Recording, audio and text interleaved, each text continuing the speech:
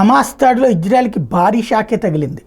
ఓ పక్కన iron dome system ఉన్నా సరే తగిలినటువంటి దెబ్బ వాళ్ళ సైన్యం ముగ్గురి ప్రాణాలు కోల్పోవడం, 16 మందికి సంబంధించినటువంటి గాయాలు అన్నటువంటిది కీలకమైంది. 3 Israeli soldiers were killed in Hamas rocket attack from Rafah నుంచినే డైరెక్ట్గా చేసినటువంటి అటాక్. వీళ్ళు ఎక్కడైతే అటాక్ చేయబోతున్నారో అక్కడి నుంచినే.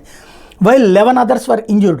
Hamas had fired over 10 rockets from Rafah into Israel on May 5th. Israel shut down a key border crossing essential for delivering aid into the Byzantine Palestinian strip. The Israeli military conducted 2 airstrikes in Rafah hours after the Hamas attack.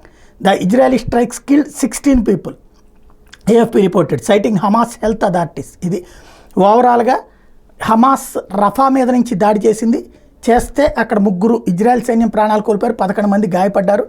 దాంతో ఇప్పుడు గాజాలోకి మానవతా సాయం కిందన ఆహార ధాన్యాలు ఇవన్నీ పంపిస్తున్నటువంటి Israel ఆపేసింది, వెంటనే బోర్డర్స్ క్లోజ్ చేసేసింది.